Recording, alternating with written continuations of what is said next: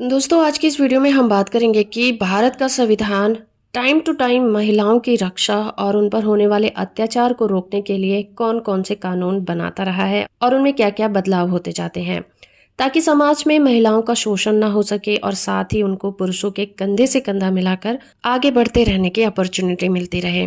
महिलाओं के हक के लिए जो कानून बनाए जाते हैं उनका फायदा आज देखने को भी मिलता है, जिसका नतीजा ये हुआ कि महिलाएं हर फील्ड में आज आगे बढ़ रही हैं। वो अपने करियर को लेकर काफी गंभीर हो गई हैं। आज के इस वीडियो में हम बात करेंगे महिलाओं के लिए बनाए गए कुछ ऐसे ही कानूनों के बारे में। सबसे पहले बात करते हैं मेंटेनेंस की, यानी कि गुजारा भत्ता।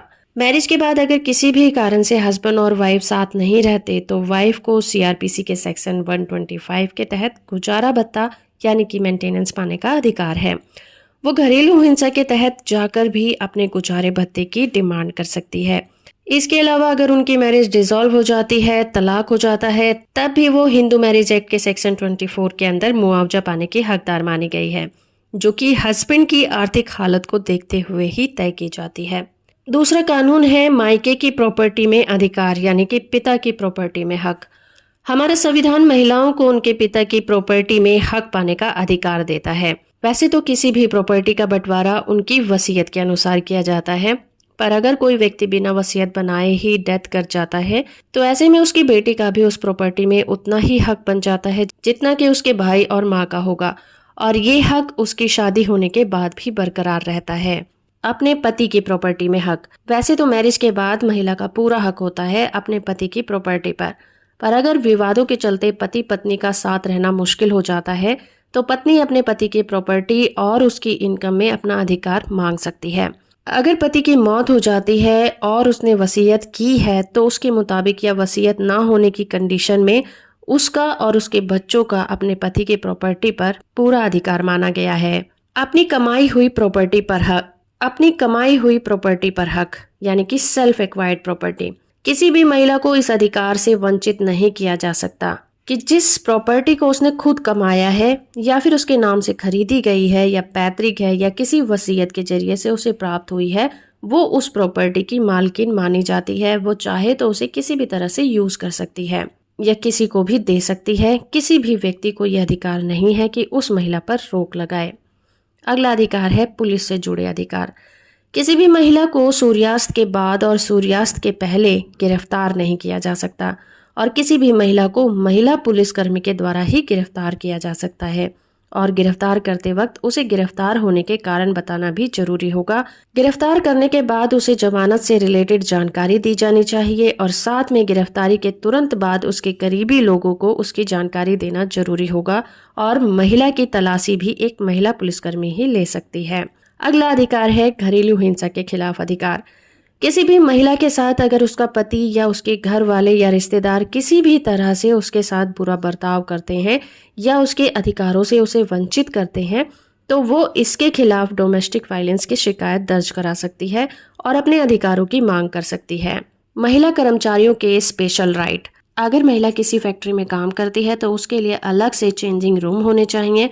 अगर फैक्ट्री में 30 से ज्यादा महिलाएं हैं तो बच्चों के लिए क्रेच का इंतजाम होना चाहिए। फैक्ट्री में काम सुबह 6 से 7 बजे के बीच ही होना चाहिए और लगातार 5 घंटे से ज्यादा समय तक उनसे काम नहीं कराया जा सकता, और एक सप्ताह में 48 घंटे से ज्यादा भी काम नहीं कराया जा सकता। Maternity benefit. Maternity benefit act 1961 में महिला कर्मचारियों के प्रेगनेंसी के पहले और बाद के 6 सप्ताह की पूरी सैलरी छुट्टियों के साथ दी जाती है।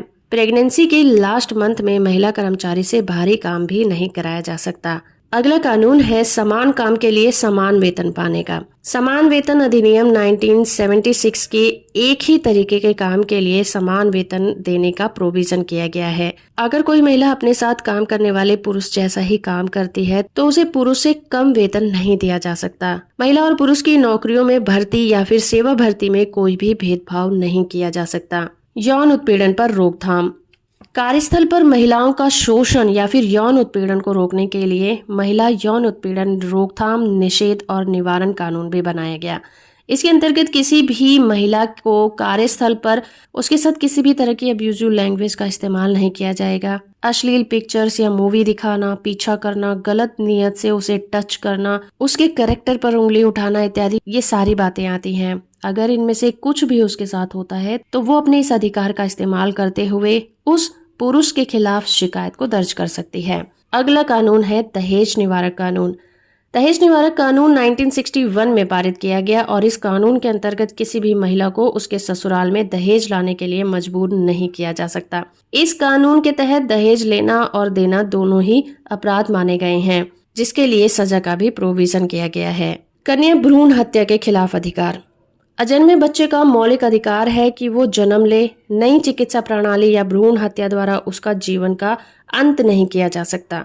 भारत के हर नागरिक का ये कर्तव्य है कि वो महिला को उसके मूल अधिकार यानी जीने का अधिकार का पूरा अनुभव करने दे और उस पर रोक न लगाए। अगला कानून है फ्री कानूनी हेल्प पाने का अधिकार। अगर किसी मामले में आरोपी महिला है तो वो फ्री लीगल एड पाने की अधिकारी होती है। वो कोर्ट के सरकारी खर्चे पर अपने लिए वकील मुहैया करा सकती है। लीगल एड सिर्फ गरीब महिलाओं को ही नहीं दी जाती, ये किसी भी तरह की महिलाओं को, किसी भी आर्थिक स्थिति की महिलाओं को ये कानूनी मदद दी जाती है। तो फ्रेंड्स, ये थी वीडियो महिलाओं के अधिकारों के ऊपर, जो कि व्यक्तिगत बेहतरी और संपूर्ण समाज की भलाई के लिए बनाए गए हैं। होप कि आपको ये वीडियो इन्फॉर्मेटिव लगा होगा। वीडियो इन्फॉर्मेशन अच्छा है तो आप इसे लाइक, शेयर और चैनल को सब्सक्राइब करना बिल्कुल मत भूलिएगा।